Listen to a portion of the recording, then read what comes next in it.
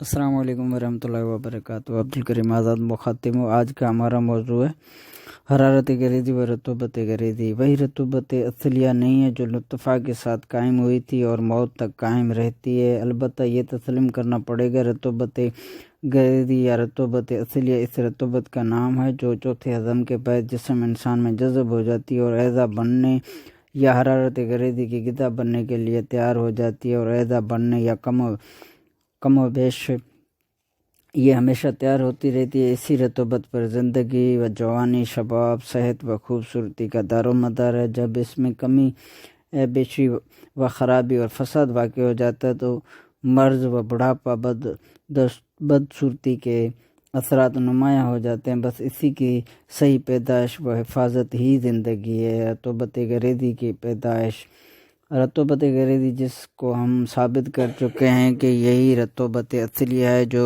نطفہ حمل کے وقت مادہ تولد میں منتقل ہو جاتی ہے۔ یہی اس پر زبردست دلیل بھی ہے کیونکہ مادہ تولد ہمیشہ رطوبت گریزی سے پیدا ہوتا رہتا ہے، جس کو خصیے اور دیگر عناصر مل کر تیار کرتے رہتے ہیں۔ رطوبت گریزی چوتھے ہضم کے بعد پیدا ہوتی ہے، جس کا اوپر ذکر کیا گیا ہے۔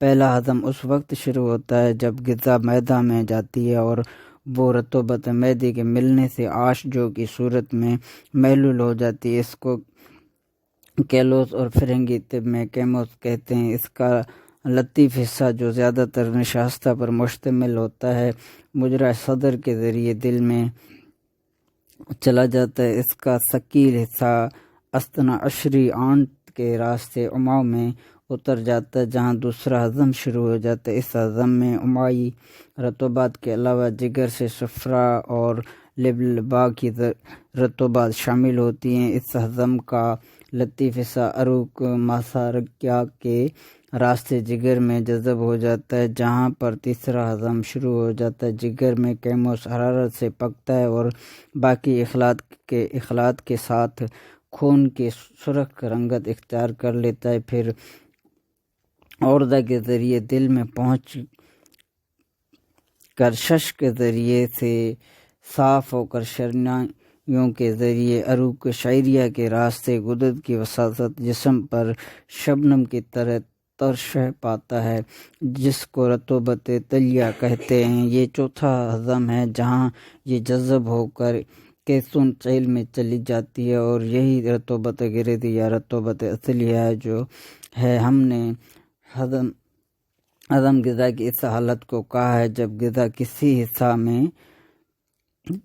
حصہ جسم میں تحلیل ہو کر اپنی شکل بدل دے اور قابل جذب بن جائے۔ بعض حکماء اور اتباع نے ہضم اس صورت کا لکھا ہے جب غذا ایک حصہ جسم سے دوسرے حصہ جسم میں جذب ہو جائے۔ انہوں نے جسم میں 4 قوتوں کو تسلیم کیا: 1 قوت جاذبہ، 2 قوت ماسکہ، 3 قوت ہاضمہ، 4 قوت دافعہ۔ یعنی ان کے بغیر ہضم نہیں ہوگی، وہ مکمل ہضم نہیں کہلا سکتی۔ بہرحال دونوں صورتوں میں کوئی خاص فرق پیدا نہیں ہوتا۔ بہر صورت رطوبت گریزی یا رطوبت اصلیہ اس طرح تیار ہوتی ہے۔ مقام رطوبت گریزی کا مقام وہ کیسے سیل ہیں جن سے جسم انسان تیار ہوتا ہے، جیسا کہ ہم نے اوپر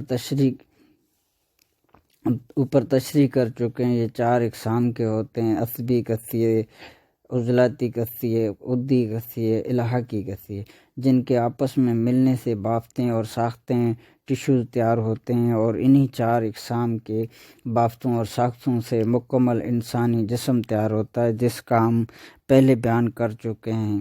جاننا چاہیے کہ اگر چاروں ہضم درست رہیں گے تو رطوبت گریزی صحیح تیار ہوگی، جس سے صحت و جوانی اور خوبصورتی قائم رہے گی، اور اگر یہ رطوبت گریزی صحیح طور پر تیار نہ ہوئی، یعنی اس میں کمی بیشی و خرابی اور فساد واقع ہوا، تو مرض اسی مقام پر ہوگا۔ یعنی اگر پہلے ہضم میں خرابی ہوئی تو اس امراض نظام غذائیہ میں پیدا ہوں گے جن کا تعلق عضلات سے، جن کا مرکز دل ہے۔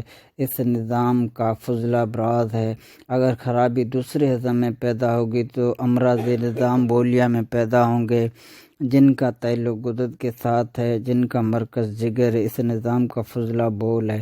اگر خرابی تیسرے ہضم میں پیدا ہوگی تو امراض دمویہ پیدا ہوں گے، جن کا تعلق اعصاب سے ہے، جن کا مرکز دماغ ہے، اس کا فضلہ پسینہ ہے۔ اگر خرابی چوتھے ہضم میں ہوگی تو امراض ہوائیہ پیدا ہوں گے، جن کا تعلق عروق طبی کے ساتھ ہے، اس کا محرک نفس ہے، اس کا فضلہ دخان کاربنک ایسڈ گیس ہے۔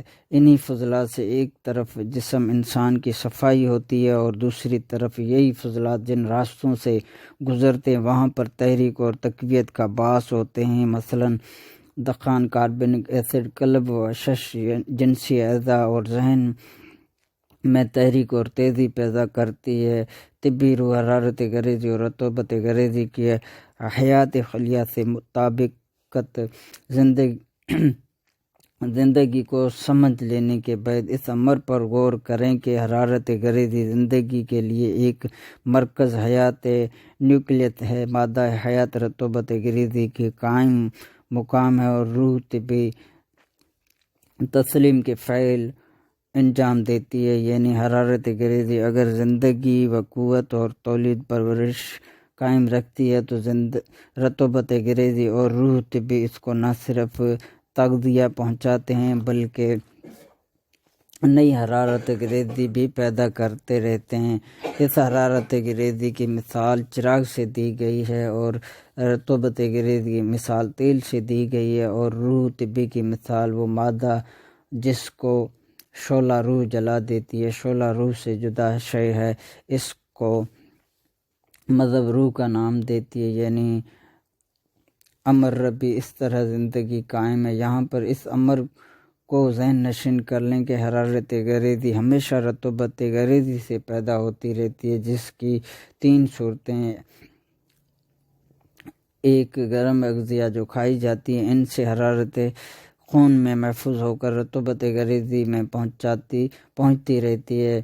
دو، جسم کے اعضاء خصوصاً عضلات جن کا مرکز قلب ہے وہ اپنی مشینی اثر سے حرارت پیدا کرتے رہتے ہیں، یہ بھی خون میں محفوظ ہو کر رطوبت غریزی میں پہنچ جاتے ہیں۔ تین، گردش خون کے ساتھ جب ذرات خون حرکت کرتے ہیں تو ان کی رگڑ تیز رفتاری سے خون میں حرارت اور بجلی پیدا ہوتی رہتی ہے، جو اعصاب کے ذریعے جن کی مثال بجلی کی تاروں کی طرح رطوبت غریزی میں جمع ہوتے رہتی ہے۔ اسی طرح اندرونی دیگر کیمیائی اعمال سے بھی حرارت کی پیدائش عمل میں آتی رہتی ہے۔ ان تمام صورتوں سے جو حرارت پیدا ہوتی ہے وہ جب رطوبت غریزی میں جمع ہوتی رہتی ہے تو وہاں کے کیمیائی اعمال سے مل کر حرارت غریزی میں منتقل ہو جاتی ہے۔ جیسے موٹر اور ریل گاڑی کی بیٹری میں بجلی محفوظ ہوتی رہتی ہے اور ضرورت کے وقت اس سے انرجی طاقت کا کام لیا جاتا ہے، یعنی بتیاں جلائی جاتی ہیں، پنکھے چلائے جاتے ہیں، انجن کو رواں سٹارٹ کیا جاتا ہے۔